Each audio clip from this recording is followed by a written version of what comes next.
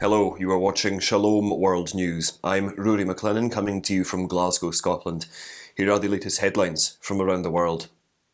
On Monday, the second day of Pope Francis's apostolic visit to Slovakia began with a ceremonial welcome at the presidential palace in Bratislava. This was followed by a meeting with President Zuzana Caputová. The pontiff also met top government dignitaries and members of the diplomatic corps. The main event of the day was the meeting with Slovakian prelates, priests, religious seminarians and the faithful in St Martin's Cathedral, where believers gifted him a miniature replica of an iconic statue of the patron saint.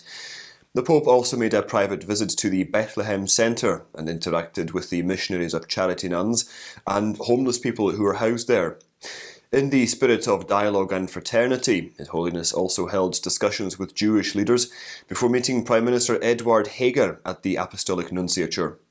Today, the Holy Father will preside over the Divine Liturgy of St John Chrysostom in the Greek Rite at Prešov, in a show of solidarity with believers of the Greek Catholic Church.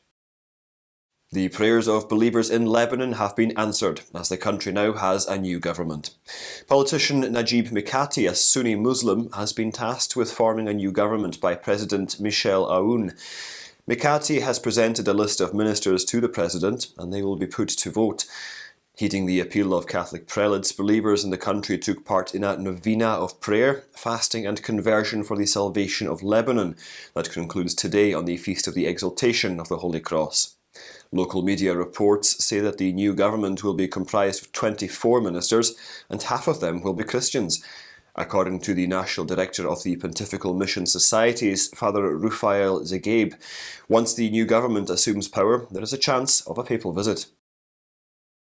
The Russian Orthodox Church is observing 2021 as the year dedicated to St Alexander Nevsky, honouring the Russian monarch's 800th birth anniversary. The 13th century saint is a key figure in the history of the Russian Church, and he played a vital role in preserving Russian statehood and the Orthodox faith. Marking the anniversary of the transfer of his relics from Vladimir's Cathedral of the Nativity of the Mother of God to Alexander Nevsky Monastery in St Petersburg, Patriarch Kirill, the supreme head of the Russian Orthodox Church, led a special service at the Holy Trinity Cathedral in the city on Sunday, September the 12th.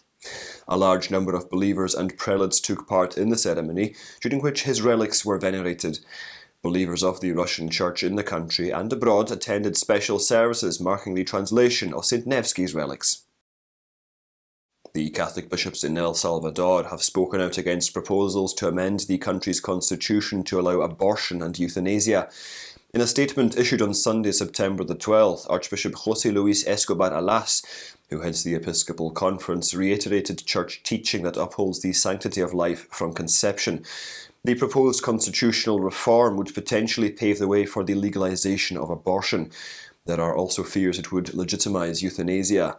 The amendment would also remove the reference to a man and woman's union from Article 33 that addresses family relations. Pro-life supporters have accused Vice President Felix Ulloa of attempting to legalize abortion, euthanasia, and of implementing an LGBT agenda. More than 20,000 people have signed a petition expressing their opposition to the constitutional reform. In Vietnam, a Catholic catechist is serving a several-years-long sentence after he was arrested by the communist authorities. Sung Bla Geong, who belongs to the ethnic Hmong community in Yen Bai, was arrested for helping villagers maintain their faith in the absence of priests and for conducting catechism classes for children. His children say the catechist was falsely accused of drug trafficking and given a harsh punishment. 3 of his 12 children who served as lay leaders in the church were also imprisoned for some years after being charged with trumped-up drug-related offences. The church in the communist nation faces severe oppression from authorities, and evangelization is often met with harsh measures. Members of the Hmong community, who are mostly Catholic, are also the targets of discrimination from the authorities.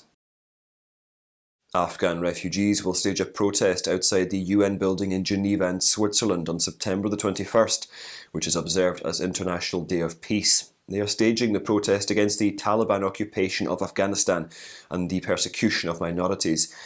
Faisal-ur-Rehman Afridi, an Afghan human rights activist in France, tweeted about the upcoming protest on Wednesday.